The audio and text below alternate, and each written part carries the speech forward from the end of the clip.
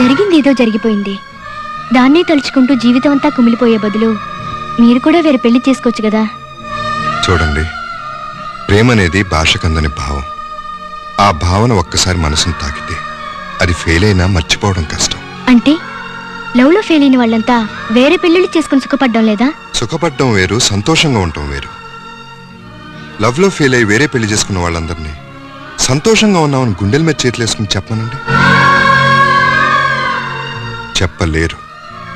ఎందుకంటే 100 ఏళ్లు గడిచిన ఆ గత ప్రేమ తాలూకు జ్ఞాపకాలు మనసులో ముళ్ళులా గుచ్చుతూనే ఉంటాయి. మనసులో పుట్టిన ప్రేమ మట్టిలో కలిసిపోయే వరకు పోదు. నిజమే, కానీ ఒక్క మొక్కకి ఎన్నో పువ్వులు పోస్తాయి.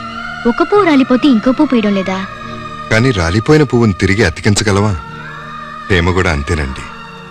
పువ్వులాగా పూయగలదే గాని కాగితం పూలా అతకదు. అయితే మీ మనసు మార్చుకోనంటారు. మార్చుకునేటట్టయితే అది మనసెందుకు అవుతుంది? మర్చిపోయేటట్టయితే అది ప్రేమ ఎందుకు అవుతుంది? ఇదే మీ సమాధానమా? కాదు.